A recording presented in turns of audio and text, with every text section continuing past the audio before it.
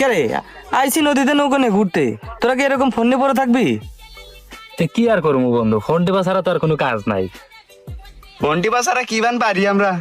এই ফোন রাখ তোরা, তোদেরকে আমার দাদার আমলের একটা গল্প শোনাই। আচ্ছা কও দেখি তোমার দাদার আমলের গল্পই শুনি। আচ্ছা ফোন থইলাম, দেই তোমার দাদার আমার গল্পটা শুনি আগে।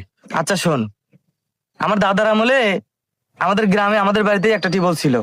এখন তো ঘরে ঘরে টিউবওয়েল, তখন আমাদের বাড়িতে একটাই টিউবওয়েল ছিল। আমাদের সারা গ্রামের মানুষ ওই বাড়িতে এসে টিউবওয়েলের পানি খাইতো। তো আমাদের ওই টিউবওয়েলের একটা জাদুকরী ব্যাপার ছিল, কি জানোস? জাদুকরী ব্যাপারটা হলো আমাদের টিউবওয়েলের পানি একদম ফ্রিজের মতো ঠান্ডা ছিল। সবাই ভাবতো আমাদের টিউবওয়েলের পানি ঠান্ডা হওয়ার কারণ বাসবতলার নিচে থাকতো, এই জন্য হয়তো বা ঠান্ডা। আবার কেউ ভাবতো নদীর পাশে, এই জন্য পানি ঠান্ডা। কিন্তু মূল রহস্য কেউ জানতো না। মূল রহস্যটা কি? কোষ কি পানি ফ্রিজের মতো ঠান্ডা? এ কি রহস্য আসলো কত? রহস্যটা কেউ জানতো না, তোদেরকে আজকে আমি প্রথম বলতেছি। আমার দাদার টিউবওয়েলের ভিতরে এসি লাগানো ছিল। কোষ কি টিউবওয়েলের ভিতরে এসি লাগানো ছিল? তোর এই গল্পটা শুনে তো আমারও একটা গল্প মনে পড়লো। তোর গল্প আছে? এই কত? তাইলে শোন, আমার দাদার একটা গল্প কই। আমার দাদা পড়াশোনা করতো, তখন পড়াশোনা এত কঠিন ছিল, সায়েন্স নিতে সবার আত্মা কাঁপতো। 1000 ছাত্র থাকলে একজন সায়েন্স নিত।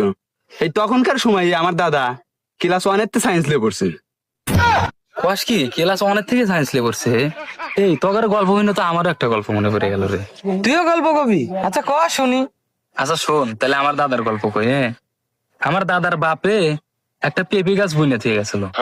পেঁপে গাছটা আমার দাদার আমলে এসে এত বড় হয়ে গেছিল, ওই পেঁপে গাছটা কাইটে আমার দাদা 70টা খাট বানাইছে। 70টা খাট বানানোর পরে 13টা শোকেস বানাইছে। তারপরে ওই পেঁপে গাছ অর্ধেক খালি বাইসে গেছে।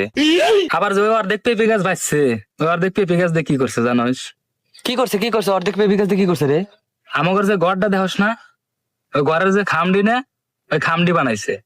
আর উপরে যে দন্না গুলো, ওই দন্না গুলো বানাইছে। এখনো মনে হয় এতটুকু পেঁপে গাছ বাইসে আছে।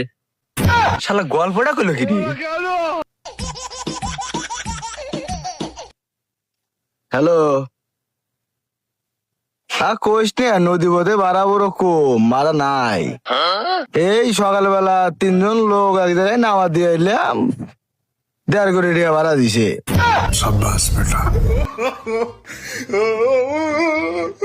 আরে আমার ভাই